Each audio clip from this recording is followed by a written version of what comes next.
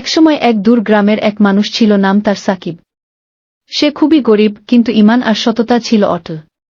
প্রতিদিন সে মাটি খুঁড়ে কাজ করত, ক্ষেতের মজুরি নিত। তার পরিশ্রমের বিনিময়ে যা পেত তাই দিয়ে সংসার চালাত। স্ত্রী আর 2 সন্তান নিয়ে তার সংসার ছিল ছোট্ট এক দুনিয়া। সাকিব রাতে ক্লান্ত শরীর নিয়ে আল্লাহর সামনে দাঁড়াত। সে চোখ ভিজিয়ে বলত, হে আল্লাহ, আমাকে হালাল রিজিক দাও। সে জানত রিজিকের মালিক কেবল এক আল্লাহই। তবুও দুনিয়ার কষ্টে তার বুক ভরে যেত দীর্ঘশ্বাসে। একদিন বাজারে যাওয়ার পথে সে দেখল এক থলি। ভেতরে ছিল অনেক টাকা আর সোনার গয়না। তার হৃদয়ে পরীক্ষা নেমে এলো যেন বজ্রপাতের মতো। সে ভাবল, এটা নিলে হয়তো তার গরিবি শেষ হবে। কিন্তু মুহূর্তেই আল্লাহর ভয় তার অন্তরে জেগে উঠল। সে বলল, আল্লাহর ভয় থাকলে হারাম ধন কখনো নিতে নেই। তখন সে বাজারে মসজিদের ইমামের কাছে গেল। ইমাম বললেন, এটা কারো আমানত, ঘোষণা দিতে হবে। তখন সে থলিটা সামনে রেখে ঘোষণা করল জোরে, কে তার হারানো ধন খুঁজছেন, এসে নিয়ে যান।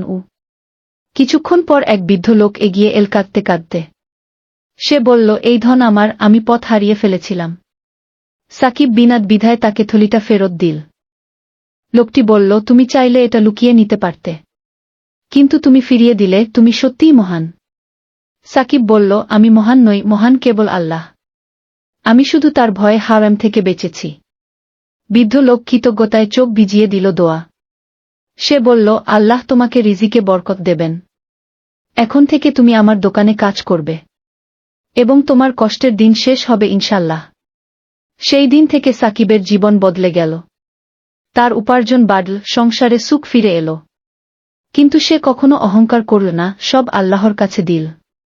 সে বলত, আমি কিছুই নই, সবই আল্লাহর দান। দিন গড়াতে লাগল, সাকিব গ্রামের মানুষের আদর্শ হয়ে গেল। মানুষ বলত, সে সততার প্রতীক, আল্লাহর বান্দা। একদিন গ্রামে খরা দেখা দিল, মানুষ কষ্টে পড়ল। সাকিব তখন নিজের উপার্জন দিয়ে গরিবদের সাহায্য করল। সে বলল, আল্লাহ আমাকে দিয়েছেন, আমি তার পথে দিচ্ছি। মানুষ তার দয়ার প্রশংসায় ভরে গেল। ইমাম বললেন, এটাই আসল মুসলমানের পরিচয়। সেদিন রাতে সাকিব তাহাজ্জুদে কেঁদে দোয়া করল।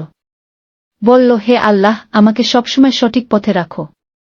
তুমি যেভাবে সাহায্য করেছ, আমাকেও দুনিয়া থেকে আখিরাত পর্যন্ত সাহায্য করো। তারপর থেকে সে প্রতিদিন দরিদ্রদের জন্য খাবার রেখে দিত। শিশুদের কুরআন শেখাতে শুরু করল। গ্রাম ধীরে ধীরে বদলে গেল আলোর পথে। মানুষ নামাজ পড়তে শুরু করল, গুনাহ থেকে ফিরে এলো।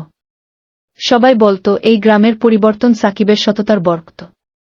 অবশেষে সাকিব বৃদ্ধ বয়সে এক রাতে দোয়া করতে করতে মৃত্যুবরণ করল। মানুষ ভোরে মসজিদের সামনে তার জানাজায় জড়ো হল। পুরো গ্রাম কেঁদে ফেল, বলল, আমরা এক সৎ মানুষ হারালাম।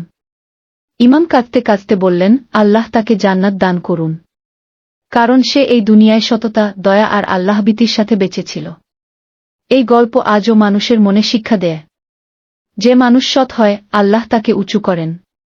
যে ধৈর্য ধরে, আল্লাহ তার দুঃখ দূর করেন। যে হারাম ছেড়ে দেয়, আল্লাহ তাকে হালাল রিজিকে সমৃদ্ধ করেন। যে অন্যকে সাহায্য করে, আল্লাহ তাকে সাহায্য করেন। দুনিয়ার সম্পদ ক্ষণস্থায়ী, কিন্তু সততা চিরস্থায়ী। একজন সত্যবাদী মানুষ অল্পতে সুখ পায়, আর একজন প্রতারক অনেক পেয়েও শান্তি পায় না। এ কারণেই আল্লাহ কুরআনে বলেছেন, সত্যবাদীদের সঙ্গে থাকো। তুমি যতই গরিব হও, সততা কখনো ছেড়ো না। তুমি যত কষ্টেই থাকো, আল্লাহর উপর ভরসা রাখো। তুমি যদি আল্লাহর পথে থাকো, তিনি কখনো তোমাকে ফেলে দেবেন না। তুমি যদি তার সন্তুষ্টি খুঁজো, তিনি তোমাকে জান্নাতের পথ দেখাবেন। তুমি যদি তার রহমত কামনা করো, তিনি তা অবশ্যই দেবেন। সাকিবের জীবন তাই এক উজ্জ্বল দৃষ্টান্ত, যেখানে সততা, দয়া আর ঈমান মিলেমিশে আলো ছড়িয়েছে, যা আজও আমাদের মনে করিয়ে দেয়, সত্যিকারের সফলতা দুনিয়ার ধনে নয়, বরং আল্লাহর সন্তুষ্টি আর আখিরাতের মুক্তিতে।